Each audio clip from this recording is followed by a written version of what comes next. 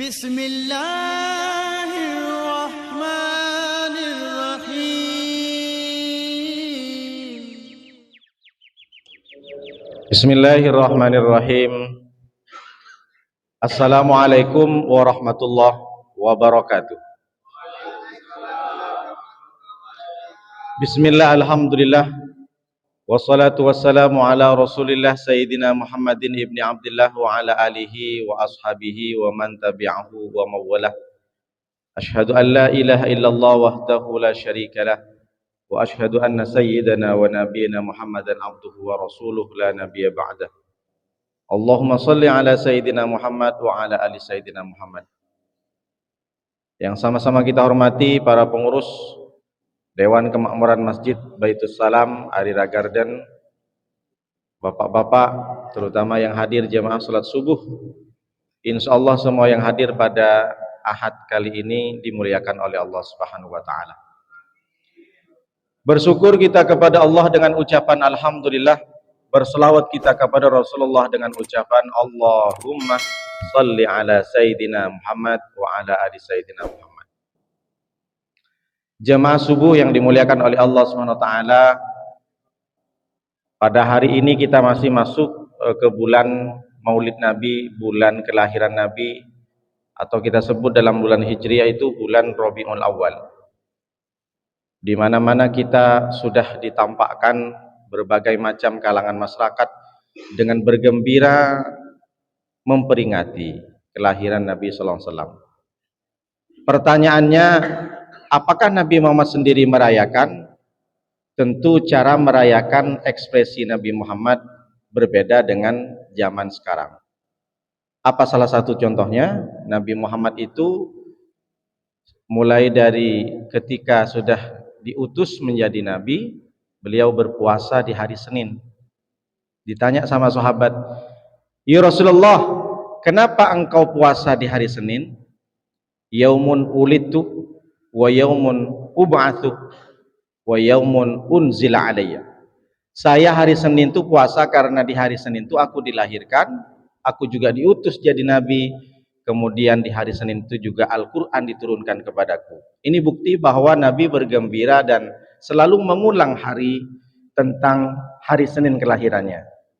Maka bertendensi dengan ini kita berpuasa hari Senin tentu karena ikut Rasulullah, memuliakan Rasulullah. Bagaimana agaknya hari ini kita mengulang hari, berbagai macam ucapan barakallahu fi umrik, milad. Nah, itu istilah milad itu kan bahasa Arab, bahasa Indonesianya kan ulang tahun. Baik itu organisasi, kemudian lembaga, sekolah, pondok pesantren, itu pasti ada istilah acara milad-milad. Salah satu untuk kita mengulang hari itu, merayakannya, memperingatinya, menyelamati dari hari kelahiran itu, ya kita tentu untuk selalu bercermin, untuk selalu flashback kembali. Umur saya bertambah ini, apa yang sudah saya capai, apa yang sudah saya perbuat untuk agama. Begitu juga Nabi Muhammad SAW kalau ditanya, kenapa mesti maulid, kenapa mesti merayakan? Karena memang banyak di sana yang pasti setiap tahun tuh dia berdebat. Kita tengok di media sosial, Nabi tidak pernah merayakan. Memang cara merayakannya berbeda dengan kita. Padahal kalau kita teliti kembali, isi maulid Nabi, pengajian maulid Nabi, peringatan maulid Nabi itu kan isinya memuji-muji Nabi Muhammad. Jangankan kita yang ingin mendapatkan syafaat, orang yang sudah jelas-jelas dia itu sudah didoktrin, bukan sudah didoktrin, sudah ditentukan oleh Allah akan masuk neraka selama-lamanya. Siapa dia? Tabbat yada abi lahabi wa tab, ma aghna anhu maluhu wa ma kasab. Saya selana dzata lahab wa imra'atu hammalatal hatab fi jidha hablum mim masad. Bukan cuma suaminya, istrinya pun dikalungkan rantai dari neraka. Fi jidha hablum mim masad. Siapa dia? Nama aslinya adalah Abdul Uzza. Kalau nama Facebooknya Abu Lahab. Jadi kata Imam Nasiruddin Ad-Dimaski dalam kitabnya Maulidis Sobi, idza kana hadza kafiran ja'adamu tabbat yadahu fil jahimi mukhlida ata annahu fi kulli yaumin itsnaini abada yuhaffafu anhu al-'adzabu masruran bi ahmada Fa kaifa billadzi tula umrihi bi ahmada wa mata muwahhida. Ada seorang yang sudah divonis masuk neraka, tapi satu riwayat mengatakan setiap hari Senin dia bergembira. Kenapa? Karena dia pernah bergembira dengan kelahiran Nabi Muhammad SAW. Siapa dia? Paman kandungnya. Ketika lahir Nabi, dari saking senangnya, diperintahkanlah budak Thuwaibah itu, wahai Thuwaibah, hari ini engkau merdeka. Kalau dikurus duit sekarang memerdekakan budak itu sekitar 60 atau 70 juta. Bayangkan, karena saking gembiranya Nabi Muhammad lahir, Abu Lahab pamannya yang sudah jelas-jelas divonis masuk neraka, dia itu mengeluarkan zakat sedekahnya 70 juta. Lalu kita umat yang katanya cinta Nabi Muhammad, yang setiap hari kita baca selawat, yang katanya kita pengen dapat syafaat, berapa banyak yang sedekah kita untuk bergembira dengan Maulidun Nabi? Maka kalau kita tidak bisa meniru sampai 70 juta, setidaknya kita memeriahkan, datang ke majelis taklim, peringatan Maulid Nabi, gotong royong, membersihkan masjid karena ingin melaksanakan peringatan Maulid Nabi. Fa kaifa billadzi tula umrihi bi ahmada masruran muwahhada wa mata muwahhida. Lalu bagaimana dengan kita ini? Kalau kita bergembira saja bagaimana? Jadi kalau sekarang diilustrasikan dengan kalimat kata ulama Imam Nasiruddin Ad-Dimashqi ini, kalau ada orang yang tak pernah sholat, ada orang yang tak pernah puasa, ada orang tak pernah mengeluarkan zakatnya, tapi dia setiap Maulid Nabi baca bersenji, baca Simtud Duror, baca Ad-Diyatul Lami, maka dia itu sama nasibnya dengan Abu Lahab. Kalau nggak masuk neraka, orang sholat pasti masuk neraka. Tapi karena dia sering maulid, maka dia akan diringankan oleh Allah siksaannya. Begitu agaknya kalau kita konversi. Lalu kemudian kalau ditanya, kenapa maulid? Karena isinya muji-muji Nabi. Di mana kita temukan muji-muji Nabi? Di berjanji. Anta syamsun, anta badrun, engkau laksana matahari. Engkau seperti bulan purnama. Tala'al badru alaina. Sudah datang kepada kami al-badru, bulan purnama. Nabi ini diumpamakan dengan sebagaimana cahaya di atas cahaya. Nurun fauqa nur. Itu isinya. Tapi apakah di zaman Nabi ada orang yang muji-muji diri sampai selangit? Ada. Namanya Hasan bin Sabit. Beliau itu sahabat Nabi yang suka mengarang dan membukukan karya-karya puisinya. Satu ketika Hasan bin Sabit memuji Nabi SAW. Apa kata Hasan bin Sabit? Hulikta mubarra'an min kulli aibin ya Rasulullah. Kama hulikta ka'annaka ma tasya. Engkau ini diciptakan ya Rasulullah mubarra'an min kulli aibin. Engkau diciptakan oleh Allah nampak tidak ada cacat sama sekali. Aku tengok dari ujung rambut sampai ujung kaki tidak ada cacat sama sekali ya Allah. Ya Rasulullah, sempurna engkau. Kama huliktah matasya, seakan-akan engkau ini diciptakan oleh Allah sesuai dengan kehendakmu. Maksudnya bagaimana sesuai kehendakmu? Kalau kita nih Nuruddin ditanya sama malaikat, Nuruddin, kalau kamu aku ciptakan, aku diperintah oleh Allah, kata Jibril misalkan. Aku diperintahkan oleh Allah. Kira-kira kau mau badan seperti apa? Tentu saya pengen badan saya mau tinggi malaikat. Tingginya 200 cm. Terus hidung saya ini kurang mancung malaikat. Badan saya ini kalau bisa tanpa gym, tanpa olahraga, six-pack. Kan begitu kalau ditanya. Tapi Rasulullah dengan sendirinya sudah sempurna. Apa yang terjadi? Rasulullah sakata watabasama. Rasulullah diam dan senyum. Berarti ketika ada sahabat yang memuji-muji Rasulullah selangit sampai dibilang sempurna, Rasulullah diam dan senyum, berarti ini menunjukkan takririan, agreement, persetujuan. Apa maknanya? Jadi kalau kita memuji-muji Nabi selangit, yang penting tidak dimuji sebagaimana Tuhan, maka ini termasuk sunnah persetujuan. Karena sunnah dari Nabi itu aqwalun, perbuatan. Nabi berbuat, tidak memerintahkan, ditengok sama sahabat, sunnah. Maka kita boleh mengikutinya. Nabi mengucapkan memerintah, apalagi itu namanya sunnah af'al, sunnah aqwal, sunnah ucapan. Ada yang ketiga namanya sunnah takrirun, persetujuan. Jadi Nabi tidak mengerjakan, tapi sahabat yang mengerjakan. Nabi menengok, Nabi melihat, tapi tak menegur, tak menyalahkan, diam saja. Berarti itu adalah sunnah persetujuan dari Nabi. Seperti apa? Banyak. Sholat sunat wudu, lalu kemudian sholat sunat sebelum maghrib.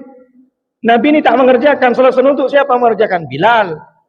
Bilal, aku kok bisa mendengar bunyi terompahmu, bunyi sandalmu di surga? Oh, saya ya Rasulullah, amalan saya ini setiap selesai berwudu, selesai mandi, selesai bersuci, saya sholat 2 rakaat. Nabi tak pernah melakukan. Maka disunahkan karena Nabi setuju tidak menyalahkan Bilal. Sebagaimana juga sahabat sholat sebelum maghrib 2 rakaat. Nabi sampai menunggu ada sahabat masih sholat sunnah. Nabi tak pernah melaksanakan sholat sunnah sebelum maghrib. Tapi Nabi tahu ada sahabat melaksanakan, berarti ini namanya sunnah persetujuan, agreement. Kalau bahasa Pak Ade, takrir ya, persetujuan. Maka kita muji-muji, karena sampai sekarang masih banyak kita bisa temukan di media sosial, kita tak ketemu dengan orangnya langsung. Muji-muji Nabi itu bid'ah, muji-muji Nabi itu haram. Bahkan di puisi atau di karya Hasan bin Sabit menyampaikan kepada Rasulullah, ya Rasulullah, ahsanu minka lam tarqattu aini wa ajmalu minka kam talidin nisa. Ya Rasulullah, kamu tuh begitu sempurna diciptakan Allah, lam tarqattu aini, aku tidak pernah menengok manusia sesempurna engkau dengan mata saya sendiri ya Rasulullah. Wa ajmalu minka kam talidin nisa, dan bahkan tidak ada sedikit pun, tidak ada satupun perempuan yang bisa melahirkan sesempurna engkau ya Rasulullah. Makanya dalam satu riwayat dikatakan Siti Aminah ini melahirkan Rasulullah bukan sebagaimana ibu-ibu kita. Bagaimana Pak Ustadz? Melahirkan lewat jalur yang sama dengan kita, beda. Tapi Nabi Muhammad disatakan dalam satu riwayat, Aminah melahirkan bukan dari sewajarnya manusia perempuan itu, tapi dia keluar dari antara pusar dan yang di bawah. Ya mungkin sama dengan sesar. Wallahu a'lam, Allah yang tahu. Karena Allah ingin memuliakan Nabi Muhammad. Dari saking mulianya Nabi Muhammad lahir, waktu itu para setan iblis tidak bisa menembus langit. Buka Quran surah Al-Jin ayat 8, wa anna lamasna as-sama'ah fawajadnaha muliat harsan syadidan wa syuhban. Pada saat itu kata si setan dan antek-anteknya bilang sama Raja Iblis, hari ini aku tak bisa menembus langit, dan aku hari ini tak bisa mengetahui rahasia daripada langit. Jadi sudah tak bisa mendengar lagi. Kalau saya mendekat ke langit, ada anak panah wasyuhban, anak panah yang siap akan menyerangku. Akhirnya kata si iblis rajanya itu, coba kau cari tahu apa masalahnya di dunia ini. Ada apa di dunia ini? Dicari tahu sepelosok, seantero Timur Tengah, tanah Arab pada waktu itu, ternyata ditemukan di Mekah ada kelahiran seorang bayi yang mungil, yang sajidan, syakiron. Lahirnya dengan keadaan sujud, dia bersyukur. Sudah disebutkan dalam bersenji itu, ternyata itu adalah lahirnya seorang manusia yang paling sempurna, menjadi makhluk, menjadi nabi dan rasul terakhir, dipilih oleh Allah SWT. Bahkan api abadi di Persia yang umurnya 1000 years, umurnya sampai 1000 tahun, tiba-tiba padam karena Rasulullah lahir pada waktu itu. Dan begitu banyak dari riwayat Ibnu Sa'ad dikatakan bahwa di kerajaan Rum, di Romawi itu tiba-tiba datanglah lampu ribuan watt terang begitu saja, tapi padahal tak nampak cahaya dari mana ini. Ternyata itu adalah cahaya bayi Rasulullah SAW. Lalu kita ini yang mengaku cinta dengan Nabi, masa hanya dilewatkan begitu saja kelahiran Nabi Muhammad SAW? Kalau kita tak mampu dengan bersedekah atas Nabi dan atas kemuliaan Rasulullah, setidaknya kita ikut berpartisipasi, duduk di majelis taklim, dan kita banyak bersolawat. Itulah kenapa Nabi Adam ketika dia diterima tobatnya menyinggung nama Nabi Muhammad. Lamma khalaqtani, ditanya sama Allah, Adam, kenapa kok bisa tahu tentang Muhammad engkau?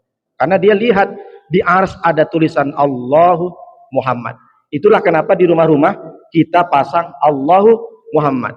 Nah, kalau orang yang sana itu bid'ah itu. Ngapain ditaruh Allah Muhammad? Kalau Syiah lebih sakit lagi kalau nengok Abu Bakar, Utsman, Ali, kemudian Umar. Kalau nengok tulisan itu panas dia. Karena Syiah kan tidak mau, tidak percaya dengan sahabat. Jadi ditanya sama Allah, Adam, bagaimana ceritanya kamu menyebut nama Nabi Muhammad? Allah bihaqi Muhammad, ighfirli ya Allah. Dengan kemuliaan Muhammad, Ampuni saya ya Allah. Diterima tobatnya oleh Allah. Lalu ditanya, Allah nanya bukan karena tak tahu. Allah menanyakan ke Adam orang-orang yang tidak mau tahu dengan Nabi Muhammad agar tahu. Kenapa kau bisa tahu dengan Muhammad? Lamma khalaqtani wa nafakhtu fi ruhi ra'ait ra'si ilar ash. Ketika engkau ciptakan aku ya Allah dan kau tiupkan ruh ke dalam badanku, aku tengok di tiang-tiang aras ada bacaan Allahu Muhammad. Kau sandingkan namamu dengan nama Muhammad ini, berarti tak mungkin Muhammad ini adalah orang sembarangan. Dia adalah orang yang kau ciptakan, yang kau pilih menjadi orang yang paling sempurna nanti kelak. Padahal itu sudah berapa tahun, ribuan tahun lagi datang Nabi Muhammad. Itu hebatnya Nabi Muhammad SAW. Maka kita mudah-mudahan menjadi orang yang terpilih oleh Nabi Muhammad. Satu doa yang mendapatkan syafaat.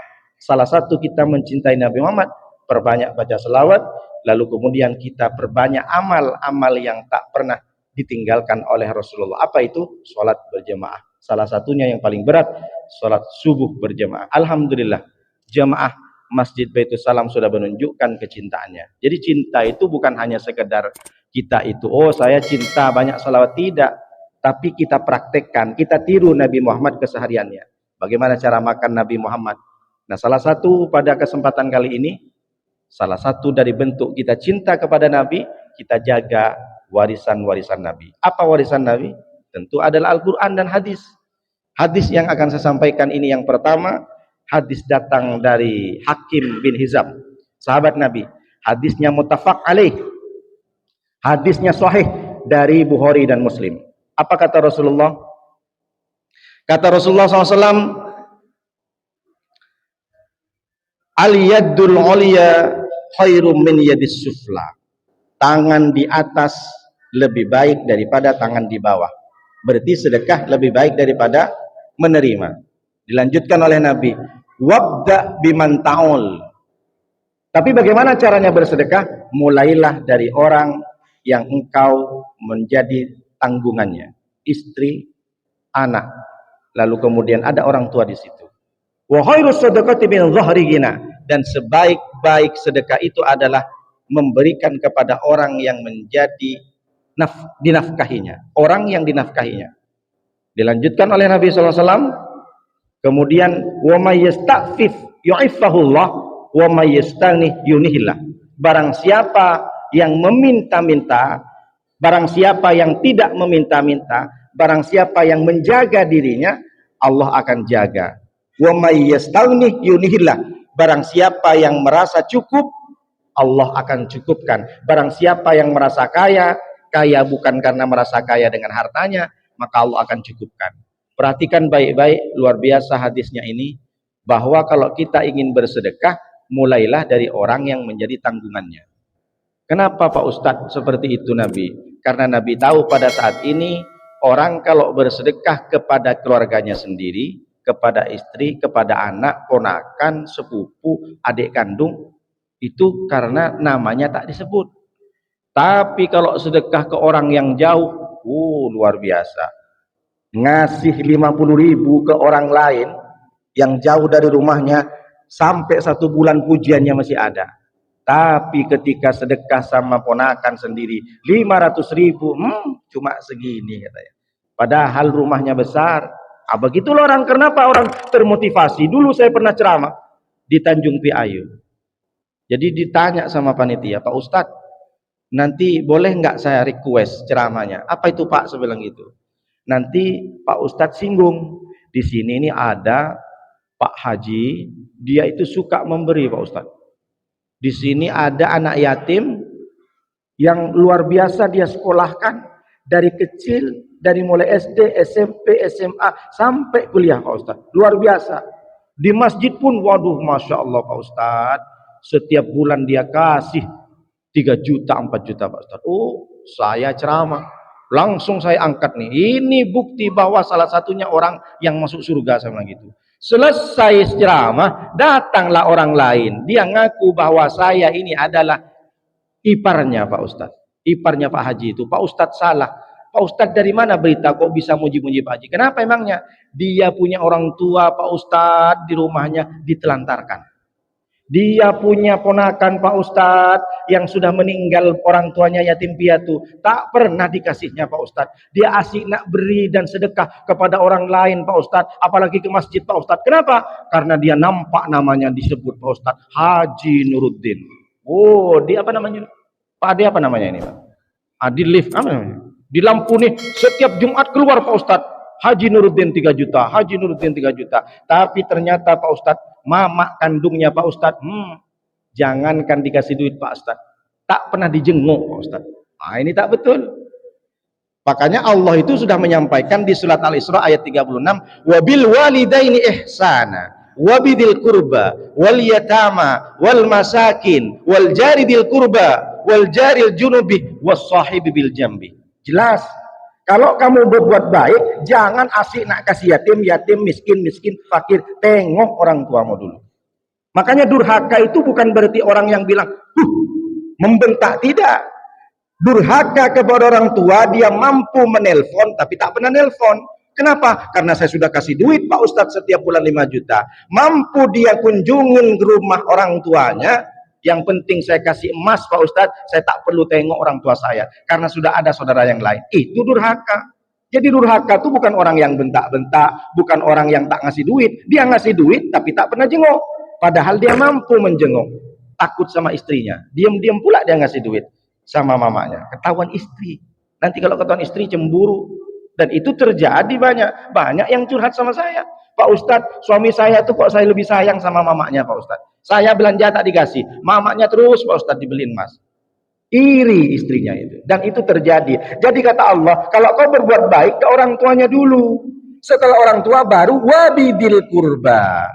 Orang yang menjadi tanggunganmu, saudaramu, sepupumu, adik kandungmu yang mungkin hari ini belum kuliah, bantu kalau kamu mampu. Jangan asik nak yatim dikumpulkan, orang tua ditelantarkan, ponakan tak ada yang ngurus, padahal dia dekat dengan rumahnya. Wabidil kurba, ini penting kita sampaikan. Jadi jangan, kenapa dia suka memberi ke orang lain, kenapa dia memberikan sedekah kepada masjid panti asuhan? Karena dia merasa senang, namanya disebut.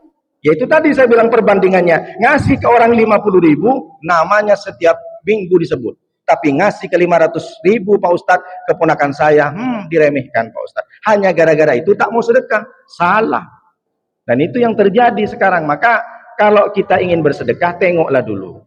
Jadi sama dengan misalkan seorang perempuan, seorang istri, kebetulan suaminya pada saat itu sudah tak punya duit, mungkin di PHK. Dan istrinya pembisnis, kaya.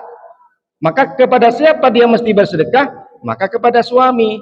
Wabda biman ta'ul wa khairus shadaqati min dhahri ghina. Di depanmu itu, satu rumah denganmu siapa? Suami. Jadi kalau istri kaya, dia ngasih duit kepada suami adalah sedekah. Seorang istri, seorang ibu ngasih makan dengan jerih payahnya sendiri, maka dia ngasih sedekah kepada anaknya, bukan nafkah. Karena yang wajib menafkahan istri dan anak adalah suami. Jadi kalau ditanya, Pak Ustadz saya kerja, suami saya kerja, gaji saya ini untuk siapa Pak Ustadz? Untuk ibu. Berarti saya kalau ngasih ke suami, apakah nafkah? Bukan nafkah, sedekah. Ngasih ke anak adalah sedekah. Jadi misalkan si perempuannya ini kaya, lalu bilang sama suami, abang, memang kalau akhir-akhir ini aku tengok, kamu sedang miskin bang. Jadi aku yang kaya bang, maka aku kasih sedekah kepadamu bang. 200 bang, jangankan 200 juta bang, hatiku dan badanku ini untukmu. Itulah kalau istri sudah sangat cinta kali sama suami. Jadi ini penting. Maka kita tengok sekeliling kita, saudara kita, sepupu kita, ipar kita, jangan sibuk kita memberi ke orang lain dulu. Tapi kalau kita sudah cukupkan yang kekurangan saudara kita, tak masalah, silahkan. Nah, itulah dilanjutkan oleh Rasulullah, wa may yasta'fif yu'iffahullah. Barang siapa yang menjaga dirinya, tidak meminta-minta, maka Allah akan menjaga. Banyak sekarang orang-orang itu bermental fakir, bermental miskin. Makanya ketika Rasulullah menyampaikan ini dilanjutkan dengan kalimatnya, wa may yastaghni yughnihillah. Barang siapa yang merasa cukup, maka Allah akan cukupkan, tidak terlalu merasa kurang. Jadi ini menyambung dengan kalimat yang sebelumnya. Siapa yang menjaga dirinya, Allah akan jaga. Jadi bagaimana? Jangan bermental fakir, jangan bermental miskin, suka minta-minta. Padahal Rasulullah sudah menyampaikan meminta-minta itu haram. Kata Rasulullah kepada Qabisah, ya Qabisah, innal mas'alatah, sesungguhnya meminta-minta itu la tahillu, tidak halal, berarti haram. Illa li ahadin salasatin, kecuali kepada 3 orang. Siapa yang boleh meminta, kata Rasulullah? Yang pertama, rajulin tahammala hamalatan, dia punya tanggungan hutang. Hutang dia karena untuk makan dan untuk hidup. Lalu yang kedua, rajulin asobathu musibatun, orang yang kena musibah, kebakaran, tanah longsor, banjir dan lain sebagainya. Dan yang keempat, rajulin asobathu faqatun, dia terkena musibah penyakit, kena penyakit stroke sehingga dia tidak punya pekerjaan, kena penyakit gula sehingga dia tidak bisa jalan lagi, kena gula, diabetes. Maka 3 orang kategorinya ini boleh meminta-minta. Kalau selain orang ini meminta-minta, jangan. Ini kadang banyak orang gayanya ibu-ibu tuh macam gaya ibu pejabat, dipakailah selendang, dipakai tas yang mahal-mahal. Pas nyampe di kondangan, asli nak minta wifi, wifi lajeng, wifi saya. La ilaha illallah, gaya kayak istri pejabat, tapi sering meminta-minta. Maka meminta seperti ini namanya haram. Jadi kalau kita ini mampu, jangan terlalu minta-minta. Yang boleh meminta itu orang yang banyak hutang, orang yang kena musibah kebakaran, banjir, tanah longsor, rumahnya habis, dan yang ketiga dia kena penyakit tak bisa kerja lagi. Maka ini yang disebut wa may yasta'fif yu'ifallah, barang siapa yang menjaga dirinya untuk tidak meminta-minta, maka Allah akan jaga. Dan barang siapa yang merasa cukup, Allah cukupkan. Dilanjutkan hadis ini dari riwayat Ibnu Hibban. Satu ketika Rasulullah itu menyampaikan kepada Abu Dzar Al-Ghifari. Abu Dzar Al-Ghifari ini adalah sahabat Nabi yang masuk Islam bukan karena dengar ceramah Nabi, tapi karena dia berpikir. Abu Dzar Al-Ghifari adalah ketua perampok, ketua begal. Dia tinggal di kampung namanya Ghifar, makanya disebut dengan Al-Ghifari. Jadi kalau anak sekarang atau sudah terkenal, kalau Nuruddin sudah terkenal di Batam, maka dia biasa menyebut namanya Nuruddin Al-Batami. Makanya dulu di Arab tuh banyak disandarkan kepada desanya, kampungnya. Imam Bukhari, karena tinggal di Bukhara. Begitu juga Tirmidzi, Abu Isa At-Tirmidzi, nama aslinya Abu Isa, tapi namanya disebut dengan At-Tirmidzi karena dia tinggal di daerah Uzbekistan. Tirmidz, namanya Tirmidz kampung. Jadi kalau Bapak pengen mau sebut nama tidak masalah, tambahkan di belakangnya. Kalau dari Bugis, Al-Bugisi. Kalau dari Jawa, Al-Jawi. Kalau dari Batak, Al-Bataki. Nah, terserah Bapak lah. Jadi satu ketika Rasulullah bilang sama Abi Dzar, ya Abi Dzar, Abi Dzar ini masuk Islam Pak, dulu ketika dia menyembah berhala, dia bawa susu kambing. Bawa susu kambing, disuguhkan, disajikan kepada berhala. Lama dia termenung karena dia mau meminta sesuatu. Mungkin pada saat itu Abi Dzar Al-Ghifari dia pengen mendapat rezeki yang banyak, maka bawa sesajen, yang dibawa susu kambing, ditaruh di depan berhala itu. Diminum nggak ya? Ditengok sampai lama itu. Ternyata yang minum bukan berhala, datanglah guguk anjing. Lalu kemudian anjing itu minum satu mangkok susu kambing itu habis. Berpikir si Abi Dzar, macam mana Tuhan ini? Aku kasih susu, diminum sama anjing, diam aja dia kata. Setelah minum anjing ini kurang ajar betul. Setelah minum, diangkat kaki kanannya, dikencingin pula tuh berhala. Jadi tanpa berpikir si Abi Dzar ini bukan Tuhan lah. Masa dia tak bisa menyelamatkan susunya dan bahkan dia menyelamatkan dirinya, dihinakan sama anjing, dikencingin diam saja. Akhirnya dia berpikir pakai otak. Jadi kalau sekarang ada orang yang masih menyembah patung, menyembah berhala, berarti dia tidak berpikir. Kalau orang tak berpikir berarti tak punya, bukan saya yang bilang, Bapak yang bilang, tak punya otak. Maka pada saat itu Abi Dzar datang ke Rasulullah, ya Rasulullah, langsung syahadat. Nah, ini kan orang-orang dahulu dapat hidayah bukan karena diceramahin. Kalau sekarang orang diceramahin, nengok di YouTube tetap tak dapat hidayah. Kalau zaman dahulu ini dengan sendirinya. Padahal Abi Dzar Al-Ghifari ini adalah ketuanya begal, ketua perampok. Sejak saat itu semua perampok-perampok di seantero Mekah, semua perampok dan begal-begal masuk Islam. Itulah pentingnya pemimpin. Jadi pemimpin ini Tidak perlu dia berdakwah pakai hadis, pakai Al-Quran. Makanya kalau bapak-bapak anaknya nanti silahkan jadi polisi, silahkan jadi tentara, silahkan jadi kepala dinas, kepala badan, kepala yang lain macam-macam. Karena nanti kalau dia, misalkan dia jadi kepala dinas pendidikan, dia dengan akidah yang baik, dengan ajaran agama yang baik, dia bilang, semua yang kerja di dinas pendidikan, mau staf yang ada di kantor, kepala sekolah, guru, jam 9 wajib sholat duha dari saya. Kira-kira sholat duha semua enggak? Sholat duha semua. Begitu juga kita sudah tengok di Turki, sholat subuh berjamaah Erdogan. Itu pentingnya pemimpin. Makanya pemimpin itu amalnya bukan karena dia sholatnya banyak, bukan karena dia puasanya Senin Kamis, bukan karena sedekahnya banyak, tidak. Pemimpin itu yang punya pahala banyak karena kebijakannya. Dengan penanya dia membuat perda, membuat kepres, membuat macam-macam peraturan. Kalau dia terapkan, misalkan ada pemimpin di Batam, seluruh umat muslim wajib sholat berjamaah subuh. Siapa dan dikoordinir oleh lurah, dikoordinir oleh RT RW, dan siapa yang sholat subuh, saya akan naikkan gajinya 10%. Kira-kira sholat subuh semua enggak? Sholat subuh semua. Siapa yang sholat subuh, maka dapat sembako 5 kilo beras, 1 kilo minyak goreng, kemudian telur 20 butir. Kira-kira penuh nggak besok, Pak? Penuh. Jangan salah. Jadi orang ini karena tak nampak, padahal kalau nampak pahalanya, jangankan sholat subuh, sholat sunat sebelum subuh saja, khairum minad dunya wa fiha, lebih baik daripada seisinya. Karena tak nampak. Coba di sini, siapa yang sholat subuh, bawalah duit 500.000. Penuh nggak besok, nggak Pak? Penuh. Karena kita tak nampak pahala. Itulah kenapa Allah menyampaikan alladzina yu'minuna bil ghaibi wa yuqimunas shalah. Sebelum kau laksanakan salat, kamu percaya dulu kepada gaib. Alladzina yu'minuna bil ghaibi. Orang-orang yang beriman, yang takwa adalah percaya kepada gaib. Apa itu gaib, Pak Ustaz? Allah gaib karena tak nampak. Malaikat nampak apa tak nampak? Tak nampak. Surga, neraka nampak apa tak nampak? Tak nampak. Ujian pertama kepada orang ini, kepada manusia umat Nabi Muhammad, adalah dia meyakini dirinya percaya kepada gaib.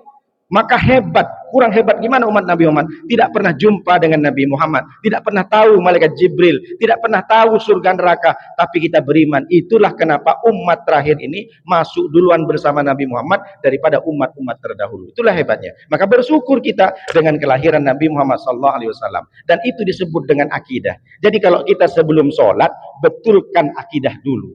Tapi jangan gara-gara ini besok kamu ke tempat sholat, saya mau betulkan akidah dulu Pak Ustadz, makanya saya belum sholat. Salah juga itu.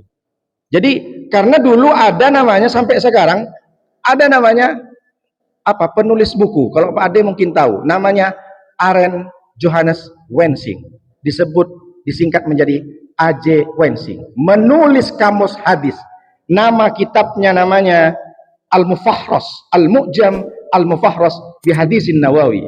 Dia tulis bukunya berjilid-jilid, menulis tentang kamus hadis. Jadi kalau ada bahasa hadis yang tak bisa dipahami, dia menceritakan 40 tahun lamanya dia menulis buku hadis, tapi karena akidahnya tidak baik, dia tak masuk Islam, mati dalam keadaan kafir. Padahal yang ditulis Arend Johannes Wensing, kelahiran 1882, meninggal 1932, orang Belanda, yang menulis kitab hadis itu, kamus-kamusnya, karena akidahnya tak baik, tak masuk ke dalam hati, dia tetap tidak masuk Islam. Kita ini meskipun tak terlalu pintar, tapi akidah ini kita kuat, maka kita selamat. Yauma la yanfa'u malu wala banun illa man atallah biqalbin salim. Semua harta, semua anak, apapun yang kita miliki tidak ada artinya. Yang berarti adalah qalbin salim. Orang yang datang kepada Allah dengan membawa hati yang selamat. Hati yang selamat adalah hati yang dipenuhi dengan iman. Karena dulu di Eropa, bahkan sekarang mungkin ada di podcast-podcast. Sekarang ini kan orang sudah berani podcast, saya ateis, saya tidak percaya dengan Tuhan. Bahkan kemarin saya tengok di media sosial, Yahudi dengan Nasrani saling ludah-ludahan. Ada tuh di videonya. Diludahin tuh sama anak-anak. Orang Yahudi ludahin sama Nasrani. Berarti bagi mereka kan tak pernah akur Yahudi sama Nasrani. Apalagi sama Islam. Jadi dulu namanya akidah materialism. Akidah materi.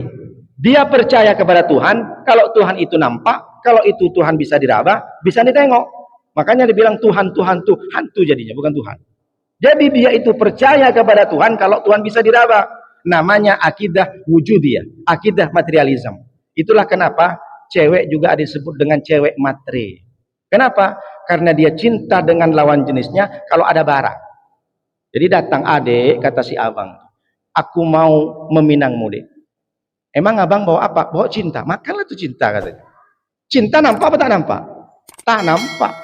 Tapi cinta ini bisa membedakan antara Honda dan Vespa. Jadi cinta ini materialistik juga meskipun tak nampak. Itulah kenapa orang dibilang cewek matre, cowok matre, perempuan matre. Karena dia tidak mau dia dinikahin hanya sekedar janji-janji saja. Dia harus nampak dulu. Oh, kalau bawa Pajero, bawa Alphard, oh bagus tuh. Sampai orang tuanya, sanalah pergi kau, katanya. Rupanya 3 bulan nangis si gadis tuh. Ternyata Pajero rental. Gaya-gayaan aja datang ke rumah si gadis tuh. Mama, aku pengen meminang anakmu, katanya. Bawa Pajero. Rupanya 3 bulan nangis anaknya. Kenapa kok nangis? Rupanya Pajero sama Alphard tuh rental, Bu, mak, katanya. La ilaha illallah. Makanya kalau kita itu menikahin anak kita, tengok agama dan akhlaknya. Idza ja'akum man tardawna dinahu wa khuluquhu fasawwiju. Jika kau tampak melihat orang yang bagus akhlaknya, bagus agamanya, maka segera nikahkan dengan anak. Jangan terlalu materialistik. Itulah yang disebut dengan akidah. Maka kalau akidah dibetulkan, kita bisa menjalankan sholat, menjalankan ibadah itu dengan baik. Bapak Ibu yang dimuliakan oleh Allah SWT, setelah Abidar itu datang kepada Nabi, disampaikan, ya Abidar, ataro kasratul mali huwal gina. Apakah orang yang banyak harta itu adalah orang kaya? Naam ya Rasulullah. Betul lah ya Rasulullah. Kalau ada orang nampak banyak mobilnya, banyak rumahnya, berarti dia kaya. Oke, dilanjutkan oleh Rasulullah. Wa qillatul mal, dan orang yang sedikit hartanya, huwa al-faqru, apakah dia adalah orang yang miskin? Betul ya Rasulullah. Naam ya Rasulullah. Tapi Rasulullah bilang, salah Abidar. Orang kaya itu innamal ghina ginal qalbi. Sesungguhnya orang yang kaya itu adalah yang kaya hatinya. Dan sesungguhnya orang yang al-faqru, orang yang fakir, fakrul qalbi, yang miskin hati. Jadi dari hadis ini kita sudah bisa tahu bahwa orang kaya menurut Allah bukan yang banyak hartanya. Punya banyak harta kalau tidak digunakan di jalan Allah, maka dia termasuk orang miskin. Jadi orang yang kaya menurut Allah adalah yang kaya hatinya. Siapa yang kaya hatinya? Tidak merasa kurang. Tidak merasa selalu mengeluh. Sudah jadi PNS, tapi karena gaji tak keluar, 3 bulan ngeluhnya luar biasa. Padahal berapa banyak orang yang pengen jadi PNS. Dibilanglah, kenapa kamu kerja di PT? Di PT itu tak bagus, kata istrinya. Kamu pindahlah. Padahal di PT sudah gajinya 10 juta. Kurang bersyukur. Dan itu terjadi kepada orang. Ketika dia sudah dikasih nikmat, maka dia akan berpaling. Tetapi ketika dia sudah tidak dikasih nikmat, waduh ngeluhnya luar biasa. Disebutlah Allah, ya Allah. Tapi ketika dikasih nikmat sedikit, lupa dia dengan Allah. Sibuk saya dengan bisnisnya, sibuk dia kemana-mana, ke mall, jalan-jalan, makan segala macam, tak ingat sama Allah. Tapi ketika dia sudah miskin, maka dia sujudnya luar biasa, tak pulang-pulang dari masjid itu. Jadi kata Rasulullah, orang yang kaya itu adalah kaya hatinya. Berapa banyak orang itu kalau sudah punya duit, gaji masuk, pengen beli baju baru, dapat duit lagi sedikit, pengen beli celana baru, pengen peci baru, pengen tas baru kalau perempuan, pengen cincin baru, pengen baju baru, pengen jilbab baru, terus begitu, tidak ada kurangnya. Makanya kata Rasulullah, lau anna libni adam wadian, seandainya anak Adam dia punya satu lembah ini penuh dengan emas, ahabba ayyakuna lahu wadian, pasti dia pengen satu lembah lagi. Jadi kalau ada orang sudah punya emas, ini lembah dalam, dari saking banyaknya emas numpuklah sampai ke atas seperti gunung, wadian. Lalu kemudian ketika dia sudah punya satu lembah, duitnya segunung, pasti dalam hatinya dia pengen, kapan lagi aku punya emas satu lembah lagi seperti ini. Ketika dia sudah dapat 2 lembah penuh dengan emas, apakah dia berhenti untuk tidak mencintai harta? Tidak. Dia tetap pengen tahu. Sampai kapan dia berhenti tak mencintai dan pengen harta, tambah harta? Lan tamla'u fahu biturab. Sampai mulutnya disumbat dengan tanah. Kapan tuh? Sampai mati. Jadi kalau sudah mati baru selesai. Orang ini tak berhenti, dia pengen punya mobil satu, pengen dua, punya rumah sudah bagus, pengen kos-kosan, sudah punya kos-kosan, pengen punya kapling, terus begitu orang. Dan itu terjadi. Tidak pernah merasa cukup. Wa asa an takrahu syai'an wa huwa khairul lakum wa asa an tuhibbu syai'an wa huwa syarrul lakum wallahu ya'lamu wa antum la ta'lamun. Banyak orang tak suka dengan apa yang didapatkan kebaikan, padahal menurut dia mungkin tak baik, tapi menurut Allah baik. Sebaliknya, orang menganggap saya ini baik, punya harta banyak, tapi belum tentu menurut Allah itu baik. Mungkin saja menurut Allah itu tak baik, karena Allah wallahu ya'lamu wa antum la ta'lamun. Allah itu lebih tahu daripada apa yang kau ketahui. Bahwa apa maksudnya? Bahwa orang itu tidak akan pernah merasa puas dengan apa yang dimilikinya. Itulah kenapa orang kaya itu bukan orang yang banyak. Coba kita tengok. Justru semakin banyak bisnisnya, semakin banyak mobilnya, semakin banyak rumahnya, semakin banyak juga pengeluaran. Akhirnya semakin banyak juga apa namanya yang banyak hutangnya. Coba sekarang bapak-bapak yang sederhana, alhamdulillah, saya 100 rupiah pun tak punya hutang. Karena memang saya sengaja, saya semua daripada saya harus kredit dan segala macam, pening.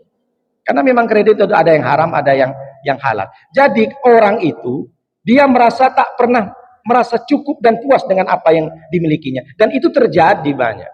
Makanya kita bersyukur dengan apa yang kita miliki. Boleh jadi apa yang kita dapatkan hari ini, kenapa aku nggak kaya-kaya? Kenapa iparku, kenapa kakak kandungku kaya, sementara dia tak pernah sholat, aku nih sholat terus, kenapa aku gini-gini terus?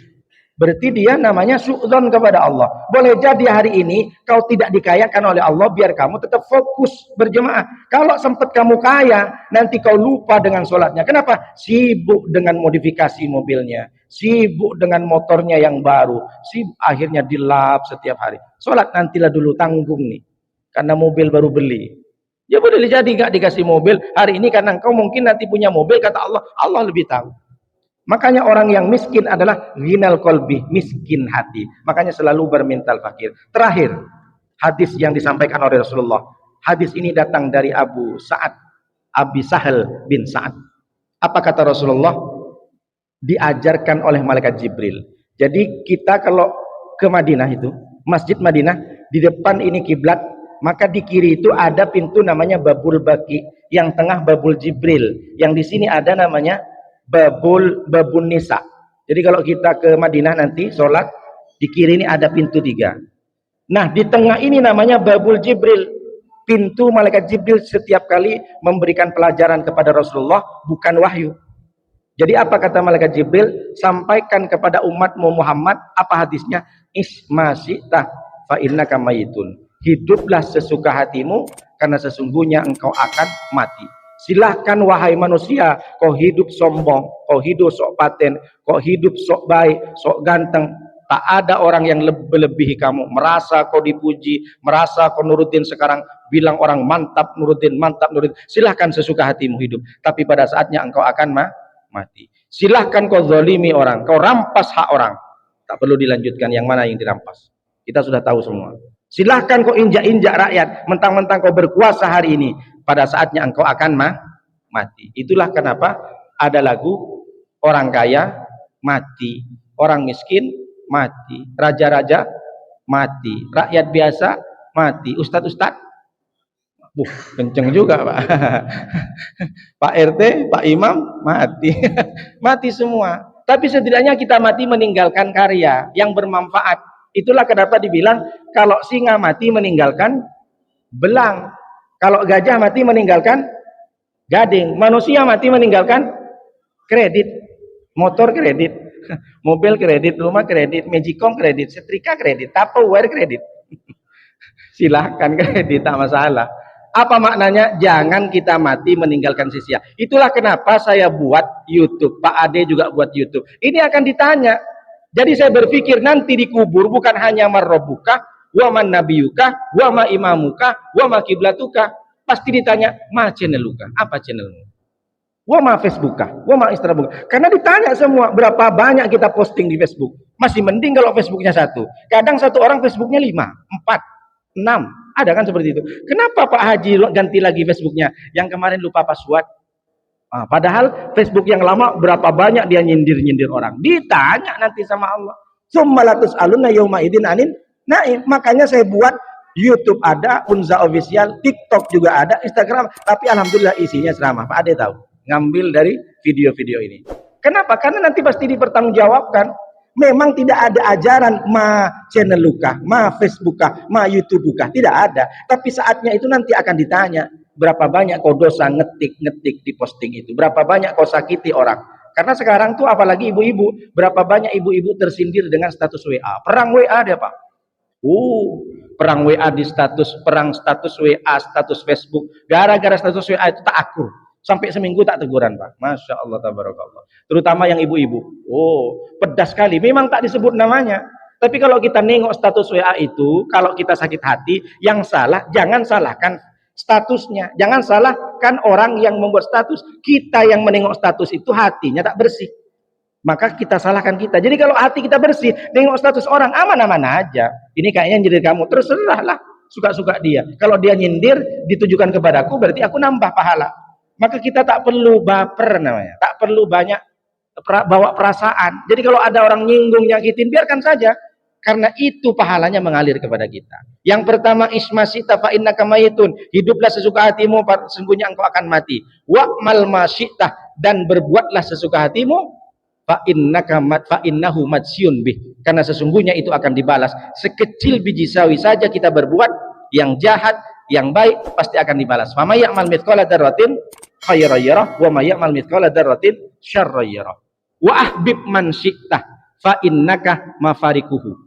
Silakan kau cintai pasanganmu, cintai orang, karena sesungguhnya engkau akan berpisah dengan dia. Silakan kau hari ini, saya tak bisa ikut kajian subuh Pak Ustadz, karena saya terlalu cinta dengan istri saya Pak Ustadz. Tak bisa saya meninggalkan sedetik pun Pak Ustadz. Kenapa Pak Haji? Karena istri saya itu adalah separuh nafas Pak Ustadz. Kalau separuh nafas tersengal-sengal lah. Asma dia. Kebetulan istrinya namanya Asma. Jadi jangan karena terlalu cinta dengan anak, lupa dengan Allah. Terlalu cinta dengan istri, tak mau kajian subuh. Saya tak bisa ninggalin Pak Ustadz. Kalau istri saya ditinggalin sebentar Pak Ustadz, Masya Allah nangis dia Pak Ustadz. La ilaha illallah. Baper betul lah istrinya itu. Padahal sudah umur 60 Pak. Masih macam anak-anak gadis. Nah, ini tak betul. Wah bib man syi'tah, cintailah pasanganmu, silakan, karena sesungguhnya engkau akan meninggalkannya. Kalau bapak istri meninggal, bapak mau ikut ke kubur? Enggak kan? Jangankan di kubur Pak Ustadz, baru meninggal saya sudah mikir Pak Ustadz, mana gadis ini yang mau dipinang lagi sama saya. Nah, bahkan ada orang kan kuburannya belum kering, itu asinak begini, masih mending meninggal. Yang hidup istri pertama asinak begini terus, ada juga seperti itu. Jadi apa maknanya? Silahkan kau cintai pasanganmu, tapi jangan terlalu mencintai sehingga kau lupa dengan Allah, karena sesungguhnya dia akan berpisah. Kita Pak, kita tengok, yadba'ul mayyita thalathatun. Yang mengiringi mayit itu ada 3. Yang pertama maluhu wa ahluhu. Lalu yang terakhir adalah kemudian maluhu, ahluhu, amaluhu. Kalau yang mengikuti mayat itu apa? Maluhu, hartanya, mobilnya apa dia mengantar ke kuburan. Ahluhu, saudaranya, istrinya, anaknya, ponakannya, iparnya datang semua ke kubur. Tapi yang masih tertinggal itu cuma 1. Yang 2 tuh balik lagi ke rumahnya. Selesai dikubur, yang alpat balik lagi ke rumah. Anak-anak yang katanya istrinya yang cinta semati balik lagi dari ke rumah, nunggu brownies datang lagi. Ditinggalkan kita Pak. Yang kita katanya tuh dihormat, setelah meninggal selesai Pak, bapaknya mati, anaknya sibuk cari STNK. Mana STNK Bapak? Kenapa? Mau ke Samsat, mau ganti nama. Kenapa? Nanti kalau ditilang tak mungkin almarhum ayahku yang ditilang kan? Dia udah mati katanya. Sibuk dia Pak. Baru meninggal, anak sibuk, warisan yang di belakang rumah, yang di belakang masjid itu kan tanah ayah semua. Atas namaku, diganti ke notaris.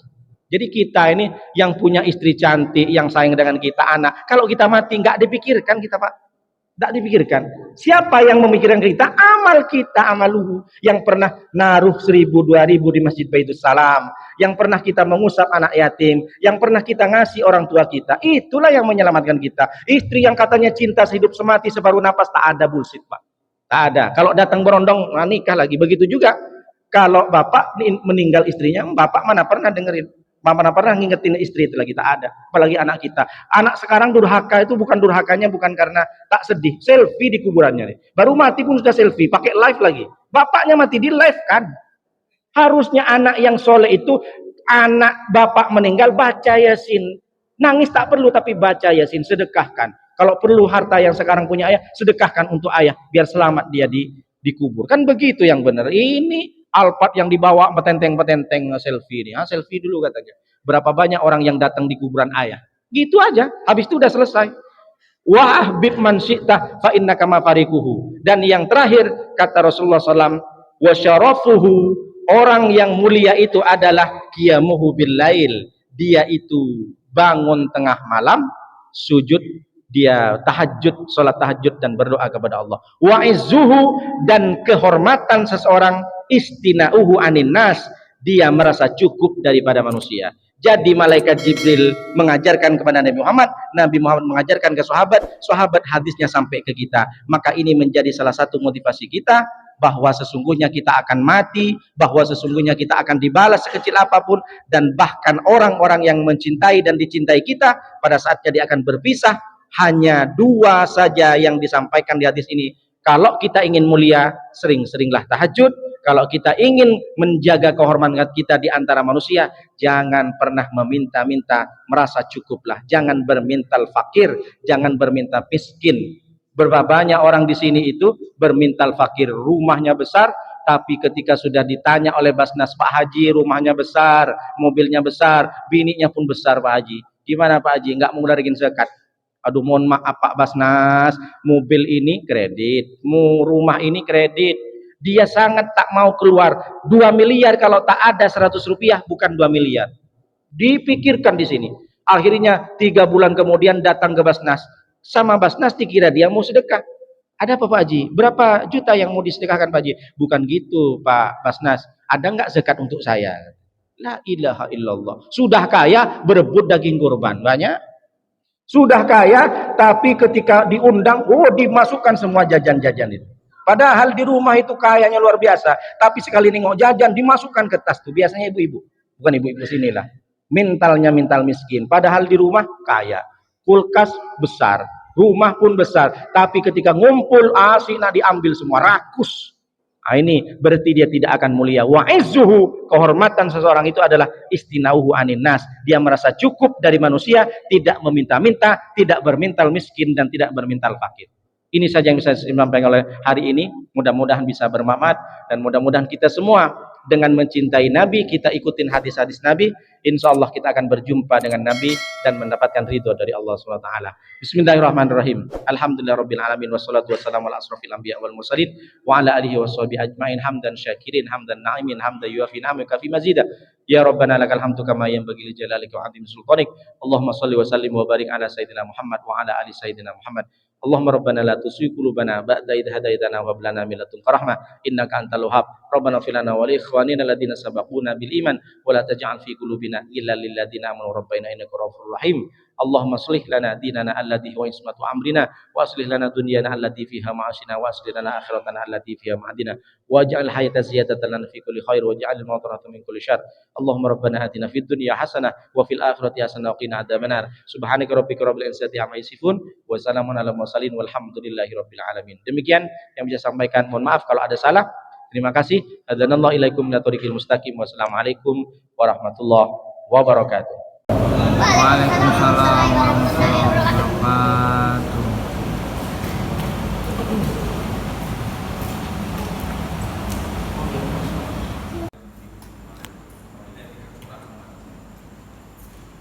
Karena di media sosial itu setiap tahun tetap aja nih.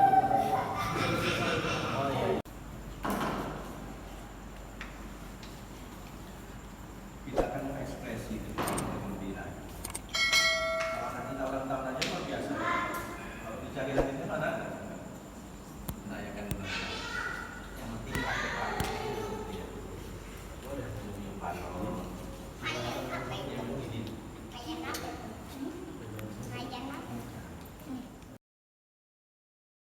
Sadaqallahul azim.